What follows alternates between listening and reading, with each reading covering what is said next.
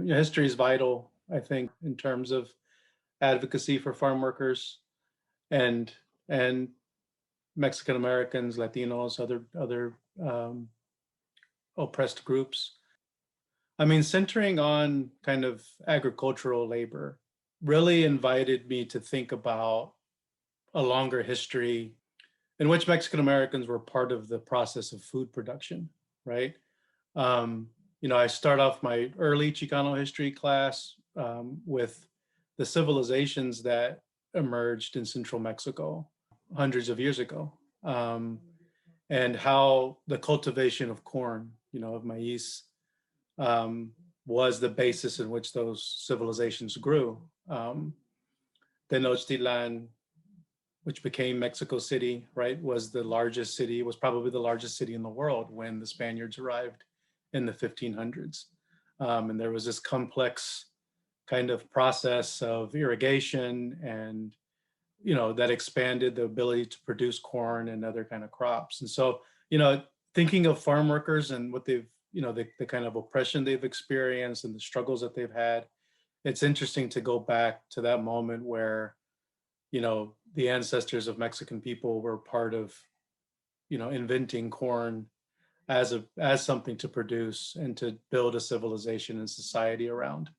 And so the problem now is that that's the control over that labor has switched hands into this system that we have now.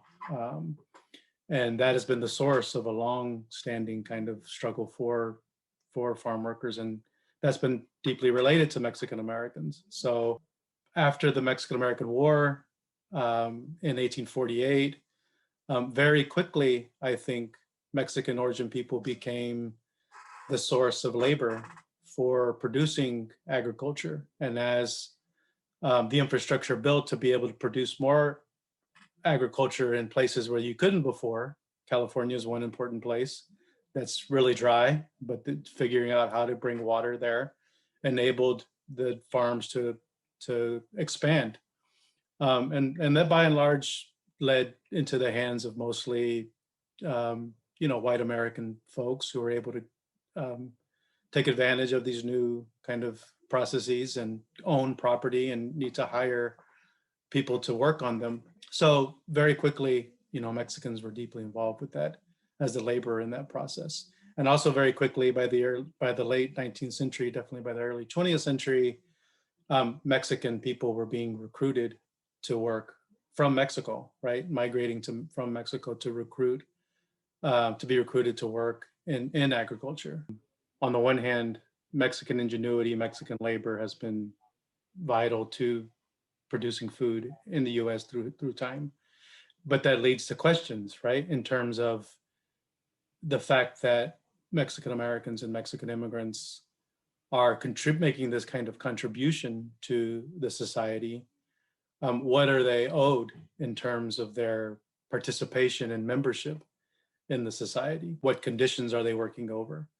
Which we know the conditions have tended not to be good in terms of, part of the reason why they were recruited was in order to have a cheaper labor source, in order for the businesses to, yield more profit by having lower wages, lower kind of safety conditions, living conditions, right? That has to do with the way race subjugates and stigmatizes certain participants in the workforce as undeserving in some ways of the same kind of wages that white workers get, which really pits white and non-white workers against one another, right? And that's been a constant source of tension in the history of the country as well.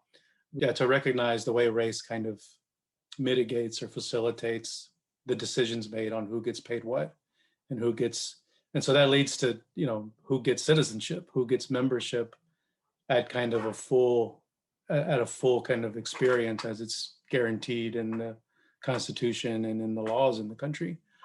And so immigration to me is where these decisions are made, right? And where these kind of narratives about who's deserving and who's not become articulated, right? People tend to think immigration is just about, that every country has the right to decide who can come and who can't.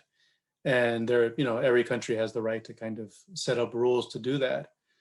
To me, it's less about that, and it's more about facilitating this subjugated workforce and maintaining this workforce in a condition where they aren't able to gain rights and they're not able to exercise them. So I kind of see it as producing illegal workers rather than people blaming it on the individuals who, you know, did or didn't get the certain kind of paperwork that they needed. And this is the beginning of the repatriation campaign in the 1930s, where it's the Depression, and President Hoover suggests removing foreigners from the United States in order to make more room for American jobs, right? And so the Lemon Grove case is both a part of the repatriation and a very specific thing where undocumented status and this fairly new law that identifies some people as illegal and deportable, well, really the 1924 Act, Johnson-Reed Act, is what initializes that, which was only a few years before the case, which was 1931. And really, this is one of the first uses of a border patrol and a kind of pressure from local, state officials to remove people. So I see it as kind of a disciplining measure. Mexican workers, many of them agricultural workers. Of course, Lemon Grove is called Lemon Grove because of the citrus industry that was there. Many of them were lemon pickers, orange pickers, as well as some worked in mining. There was a quarry there as well. But when these workers start to ask for more demands, whether it's for their kids to go to a good school or whether it's for workers' rights, which the Lemon Grove parents were also organizing a union at the same time while they were advocating for their kids. Deportation is an option for folks with power, whether it's folks in the government or corporate elites, to quash their dissent, to remove them, to disorient their movements by deporting those who may not have documentation.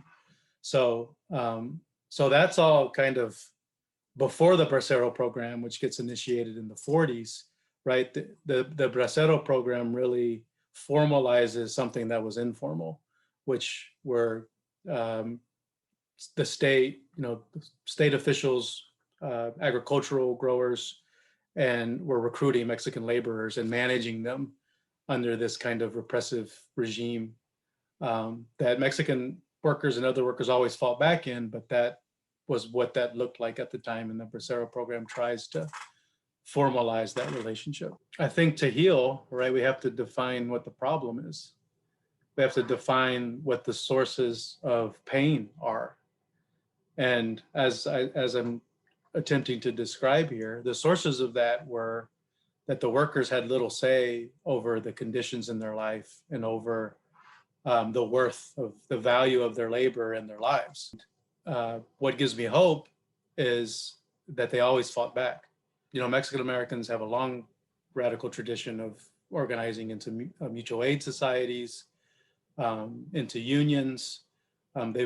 They've worked across difference to unite with Japanese workers, with Filipino workers, with white workers, with Black workers at different moments, even before the Bracero movement, and even before the Lemon Grove incident. The emergence in the 50s of the Bracero program and folks like Ernesto Galarza, who was a Mexican immigrant himself, one of the first Mexican Americans to get a PhD in the United States. He inspires me because instead of using his PhD to go into the halls of academia, he used his PhD to do research and to unionize and organize both in Mexico and in the United States, and to address this problem and try to define it as an exploitative problem that needs addressing, right? So I give him a lot of credit, especially because while Cesar Chavez and Dolores Huerta and the United Farm Workers are absolutely vital and important,